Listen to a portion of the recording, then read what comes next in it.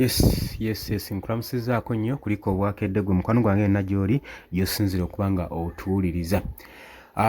General Peter Elweru agenze maaso n'okusoomooza balabe be mu kaseera kano ng'agenda kuba nga ayabulira amagye ng'agendera ddala okugenda mu retirement bye. Tuwekubadde teyatudde balabe be naye gwe nange tukimanyi bulungi nnyo nti abalabe be bayinza okuba ng'ayogerako tebali wala wabula bali close nnyo gy'ali. Jjukira nti no General Peter Elweru okuwummuzibwa kwe kuno oba retirement ye yafunamu amatankane era bannayuganda ne basigala mu maaso nga beebuuza nti lwaki General ng'ono akyalina omugaso mu ggye ly'eggwanga ekkulu erya Uganda agenda mu maaso n'okuba nga awummuzibwa, era nga basinga bagamba nti nno awummuzibwa olw'ensonga nti nno waliwo olutalo wakati wa General Peter Elweru ssaako ne Muhoozi Kainerugaba olw'ensonga nti nno balinamu obutakkaanya ku ebyo ebyagenda mu maaso. Newankubadde General ono alinamu ebimusoomooza ebyayita bye bigenda mu maaso n'okuba nga bimusoomooza, naye abangi bagamba nti nno gavumenti egezaako kutemera Muhoozi kkubo asobole okuba nga alinnya ku ntebe y'obukulembeze nga talina n'omu amulemesa. Mukwano gwange ali eyampuliriza kakati ensonga ne ziba nga zaasajjuka busajjusi. Kakati General Peter Elweru avuddeyo n'agenda mu maaso n'okuba nga asoomooza balabe ng'abagamba nti nno newankubadde agenda mu maaso n'okuba ng'alekulira busapulayizinzizza nnyo naddala abali mu UPDF Army mu kuwummula kwe, kubanga jjukira nti nno kujjukira akatono okuzaayoka emabega General Peter Elweru yayingira amagye aga Uganda People's Defence Army mu 1986 amazeemu emyaka 39 weddu, emyaka 39 bukyanga ayingira amagye gwali eyampuliriza. Kakati ke kaseera abitayalinge naye ng'abadde mpagi luwaga mu ggye lino ery'ekkulu erya Uganda People's Defence Force. Newankubadde ggye lino lyayawulibwamu oba lyawulizibwamu ebiwago eby'enjawulo omuli ekisinga okubeera complicated ekya SFC.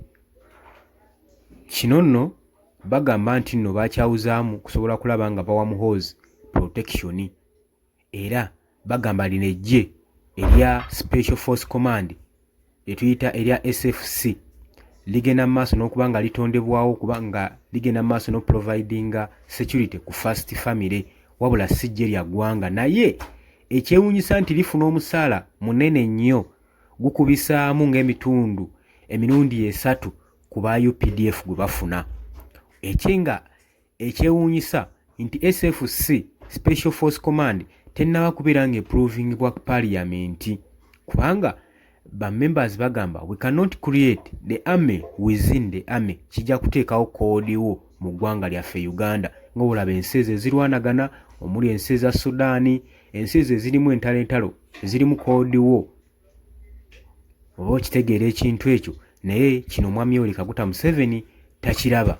Nene wankubadde tebanaba kuba nga bagiprovinga, basindiikiriza nnyo okulaba nga eprovingibwa esobole okubeera ng'eri independent, ekintu ekitajja kusoboka wadde n'omulundi n'ogumu n'ogw'eddagala kuba bannayuganda tebakisapootingako yadde. Kati General Peter Elweru the serving general emyaka 36 emyaka 39 ng'ajja asavinga eggye lino erya Uganda People's Defence Force kaseera awummula, naye agamba nti nno mu kuwummula kwange nga sinnaba kuteeka wansi bikola na ofiisi ngenda mu maaso n'okusonyiwa abo bonna balabe bange abantuutuzza abanjeezezza mu magye mu UPDF, era ng'agamba abasabira birungi byereere agenda kweyongerayo n'okuba nga aweereza ekigambo kye eky'okukyusa abantu ekyenjiri eky'obulokozi bwa Katonda ku mukutu gwe ogwa TikTok. Bw'atyo bw'agenze na kugamba ye message enkulu gy'alinga gy'awadde aba UPDF, naye nga ffe tumanyi balabe be baani bagezaako okuba nga akoonako. Jjukira nti okuwummula kwe kubadde kubuusibwabuusibwa. Kati golowooza General Peter Elweru balabe be baani bagenda mu maaso n'okusonyiwa? Agamba newankubadde mpummula nze mbasonyiye sibalinaako buzibu ku byonna bye munkoze n'ensasula gye munsasuddemu abadde nga alaama nti okuwummuzibwa kwe teyakusanyukidde era nga kino okuwummula kwe kubadde mabega w'abalabe be bebagezezaako okuba nga bamuwummuza. Olowooza otya ku nsonga eno? Osobola okujja mu comment section n'oteekayo endowooza yo, naye ng'okujjukiza oli ku Yugi Updates TV osinzira oba ng'otuwuliriza abula gwe tannatweyungako, nja kukubiriza okkirire wansi awo waliwo ekigambo subscribe kikooneko, ojja kuba nga naawe otweyungako tusobole okubeera nga tutambulira wamu nga tugenda maaso. Mbaagaliza weekend ennungi kiwa twatandise ggandaalo lya weekend. Mbagala nnyo baganda bange bali e diaspora, abali emitala w'amayanja Qatar, Dubai, Oman, mwena mbatumiddeko nnyo bannange. Live zaffe muzibeereko, zirabe message eyo musobole okuba nga mufuna information. Kati eggulo twabateereddewo conversation yabadde mu diaspora nga bagenda mu maaso n'okuwaya. Osobola okutunulayo ku live zaffe n'olaba engeri gye baateeseganyizzaamu n'omulamwa gwe bayina, bagenda tutambula batya wamu naffe, ekyo nakyo tukitegeere. Mbagala nnyo, tugenda kuba nga tukomawo. Mweraba.